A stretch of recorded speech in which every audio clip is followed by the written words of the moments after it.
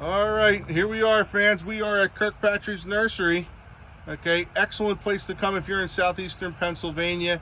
If you're looking for unique shrubs, trees, and plants for your garden.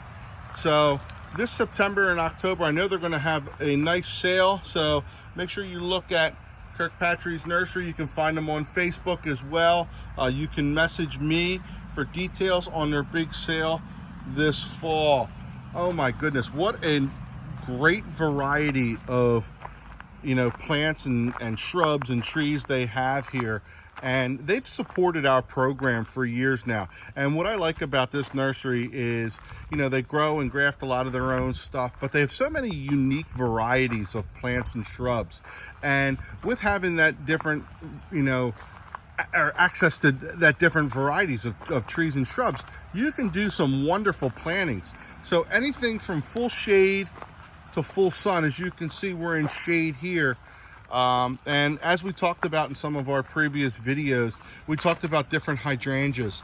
And I was going to talk and do a video just on different types of oak leaf hydrangeas, which is coming. And if you can see, here's Alice, which is probably one of my favorite. This is an oak leaf hydrangea, and like I said, 4 seasons of interest with the oak leaf hydrangea. This one here is called Ruby Slippers. That's definitely a plant you want to look up. All right, so we're walking around, in the shade garden part, or the shade part of the nursery, and you can see the different types of plants they have available. I'm going to walk up and down some of the aisle, and hopefully you'll be able to catch a glimpse of a plant you like. And if there's a plant you see and you want to get the name of it that you may want to use in your garden, please drop me a message or a comment that lets me know, and I can get that name for you, and we can get you that plant for your garden.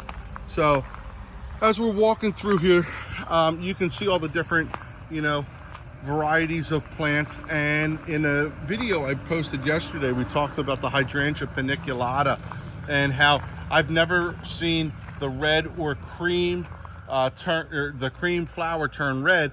And here at Kirkpatrick Nursery, they have a lot of smaller shrubs that you'd be easy to pick up. It'd be easy for you to pick up these tiny shrubs and use them or put them in your landscape.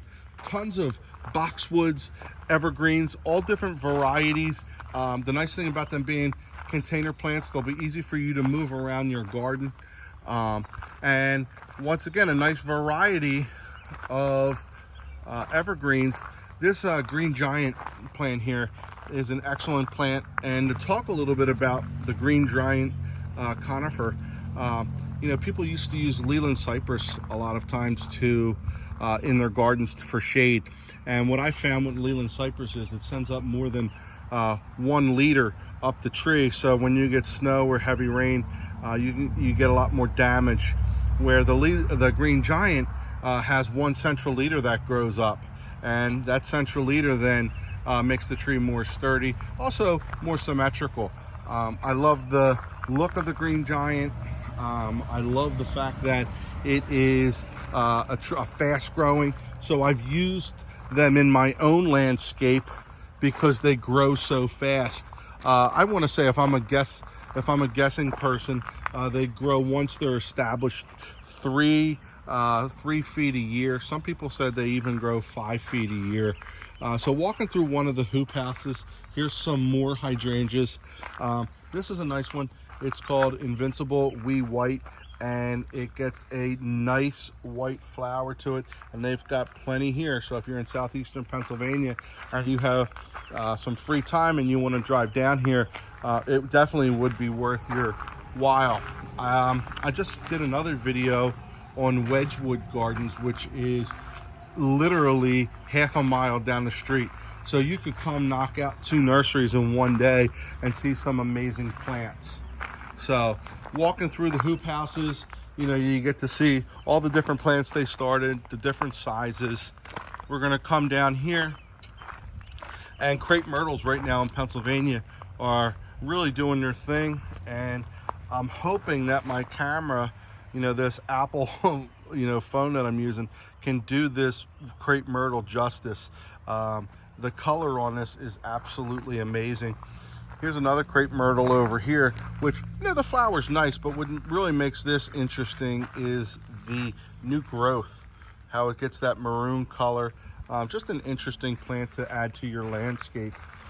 Here's some more butterfly bush, or buddleia if you want to call it. You know, looking good. I've always been a big fan of the way that the butterfly bush smells. But not only do butterfly bushes attract butterflies, they also attract hummingbirds. And a real good, you know, flower for you to have if you want to attract, you know, bees, hummingbirds, and help with pollination. These are excellent bushes to grow. Here's that one I was showing you a couple, you know, about 30 seconds ago. The color on it is just absolutely amazing. So we're walking around the nursery here, and you can see there's just tons of plants that they sell. They pretty much focus on trees and shrubs here. So if you're looking for some, you know, decent sized conifers, decent sized trees, this is an excellent place to go. They have larger trees and larger specimens. If you're looking for larger specimens, they keep them balled and burlapped. They keep them well watered. So this is a you know a nice place to go for older specimens as well. I'm walking through the nursery, so please apologize if the camera's bouncing around. And then one of my favorite parts to visit in the nursery is right here. I mean, you talk about tranquil and peaceful. You've got places to sit. You know, it's just amazing with the water fountain going. Okay, coming up to some more hoop houses. We're going to walk into my favorite hoop house here. And the reason why it's a favorite, Japanese maples are one of my favorite maples too, or one of my favorite trees. And they here at Kirkpatricks, they got a ton of Japanese maples, and they start them small, they grow them up, so you can come in, you can buy, you know, whatever size tree you want. Here is some pawpaw trees that they have growing, and the pawpaw tree is really cool. I haven't grown one yet, but what makes that tree unique is its fruit. They say it has like a banana taste to it. So if you can grow pawpaw trees in PA, I think that would be an excellent, you know, fruit tree to grow, or to try to do something different or unique.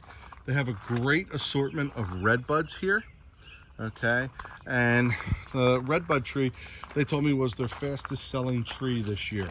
And, you know, looking at red buds, I can understand why, because they are beautiful. The new foliage is glossy. The flowering part of the red bud is pretty amazing. I mean, you can just see fields and fields and fields of, you know, trees, conifers, bushes, shrubs that they have here.